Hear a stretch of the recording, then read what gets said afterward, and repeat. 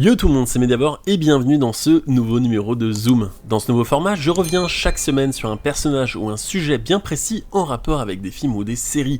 Et aujourd'hui, après 2 numéros consacrés à Darcy Lewis et Monica Rambeau, je sors du MCU pour zoomer directement sur le Monsterverse et plus précisément sur Monarch.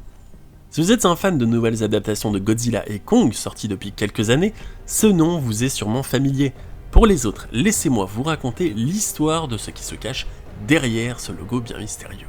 L'histoire autour de Monarch commence en 1943. En pleine Seconde Guerre mondiale, un navire américain du nom de USS Lawton est retrouvé au large des côtes californiennes, ravagé de toutes parts et sans âme qui vive à l'horizon, excepté un homme, William Randa.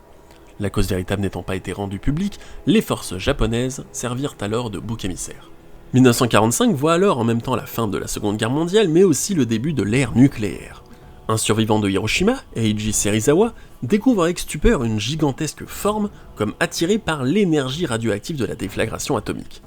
Connu désormais sous le nom de Godzilla, il devient alors le premier titan. En juin 1946 commence alors une énorme chasse ouverte entre les navires de l'océan Pacifique, américains ou japonais, et un titan colossal du nom de Shinomura, une créature gigantesque, radioactive, extrêmement puissante. Plus tard cette année-là, Serizawa rencontre la créature lors d'une mission de sauvetage d'un navire américain traîné à terre. Il fait alors par la suite la connaissance de Shaw, l'un des survivants qui lui propose d'intégrer son équipe au sein de Monarch, une task force mi-américaine, mi-japonaise, fondée par le président Truman dans le seul but d'anéantir ces titans, aussi communément appelés par l'acronyme suivant, MUTO. En 1954, après de nombreux échecs pour se débarrasser de Godzilla et de Shinomura, Monarch coopère avec l'armée américaine pour les attirer à l'atoll Bikini, où les deux ont été pensés pour être tués par la bombe nucléaire Test Castle Bravo. La couverture, parfaite. Après l'explosion de celle-ci, Monarch atteste de la mort de Shinomura sans pour autant pouvoir confirmer celle de Godzilla. En 1973, soit presque 20 ans après les événements de Castle Bravo, Monarch est devenu obsolète et est extrêmement coûteux, principalement dû au fait qu'aucun événement étrange ou surnaturel fut rapporté depuis la disparition de Godzilla. Fort heureusement, après le lancement de Landsat, un satellite qui cartographie la planète lancé par la NASA, Monarch découvre l'existence d'une île du nom de Skull Island, perdue au milieu de l'océan, qui permettrait de leur livrer bon nombre de secrets.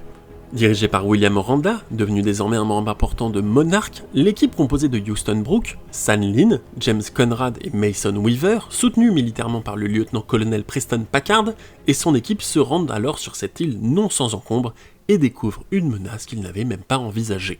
En arrivant sur place, la grande majorité de l'équipe d'explorateurs et militaires se voit décimée par un gorille géant du nom de Kong. Après de longues épreuves difficiles à base de monstres assoiffés de sang et de créatures les unes plus terrifiantes que les autres, un petit groupe composé de Conrad, Marlowe, Weaver, Brooke et San parvient à s'extirper de l'île via un bateau de fortune. Après leur retour sur la terre ferme, Brooke et Lynn intègrent James Conrad et Mason Weaver aux effectifs de Monarch tout en leur expliquant l'histoire autour de ces kaiju. En 1981, à peine une décennie plus tard, Eiji Serizawa, recruté des années plus tôt par Monarch, raconte à son fils Ichiro ses croyances et ce qu'il sait de ses titans, et plus précisément de Godzilla. Après la mort de son père, celui-ci est approché par Shaw et lui offre la possibilité de rejoindre et de poursuivre le travail de son père. Ichiro accepta alors et devint l'une des têtes pensantes de l'organisation. En 1991, Monarch, déjà très présent sur toute la surface du globe et ayant déjà recensé bon nombre de titans à travers le monde, découvre sur Isla de Mera, une petite île mexicaine, un titan vivant à l'intérieur d'un volcan endormi. Son nom, Rodan. Pour davantage de sécurité et avoir un œil constant sur la situation, l'organisation met en quarantaine tout le secteur et fait immédiatement construire une installation dans le but de confiner et contenir le titan endormi. En 1999, à la suite d'un accident de minage aux Philippines, Monarch dépêche le Dr Vivian Graham et le Dr Ichiro Serizawa sur site et y découvrent une poche sous la surface extrêmement radioactive. Sur place, ils découvrent également de nombreux ossements de squelettes de la même espèce que celle de Godzilla ainsi que 2 cocons de MUTO, l'un toujours en gestation et l'autre éventré, signifiant que la créature est désormais libre dans la nature. Cette larve de MUTO, toujours jeune, trouve alors son chemin vers la centrale nucléaire de Janjira, bien loin des Philippines, sur les côtes japonaises. Attiré par l'énergie nucléaire, il déclenche alors une explosion, condamnant instantanément la centrale tout en construisant son cocon et en se nourrissant de l'énergie atomique du réacteur de la centrale. L'armée japonaise, ne pouvant combattre ce kaiju sans risquer une fuite nucléaire, décide alors de fermer et évacuer obligatoirement l'entièreté de la ville de Janjira, y laissant sur place un contingent de monarques pour y construire une base secrète afin de surveiller et contrôler le Muto.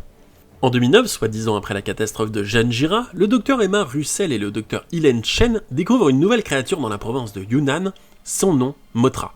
Après de longues recherches, parmi des fresques ou des peintures rupestres, datant de parfois plusieurs milliers d'années, Monarch découvre que Mothra serait un titan très puissant et un allié potentiel de Godzilla.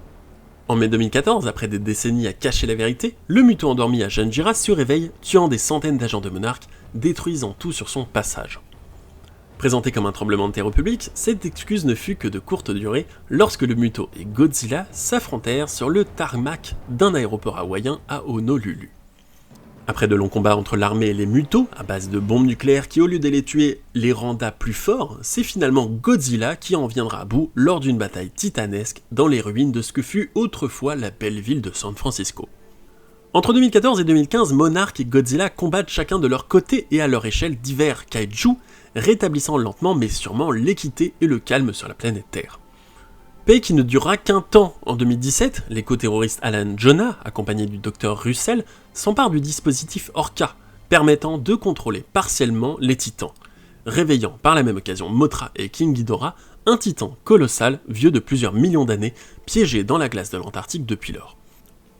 Après une course contre la montre pour reprendre le contrôle, l'Orca réveilla par la même occasion le titan Rodan endormi dans son volcan, détruisant tout sur son passage, provoquant d'énormes dégâts matériels et de gigantesques pertes humaines.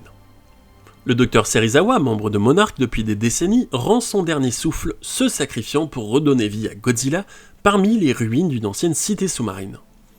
Ce faisant, Godzilla renaît de ses blessures, plus puissant, plus agressif et plus radioactif. Dans un combat final pour la domination d'une espèce sur l'autre, Godzilla prend le dessus et terrasse King Ghidorah, devenant alors King Godzilla, roi des monstres. Et voilà, c'est tout pour cette petite leçon d'histoire, j'espère que vous avez apprécié la vidéo. Si c'est le cas, n'hésitez pas à partager un maximum, à liker, à vous abonner. N'hésitez pas à me dire en commentaire si vous avez apprécié le concept et si vous en voulez d'autres. Nous, on se retrouve très prochainement dans une nouvelle vidéo. C'était le Mediavore, ciao.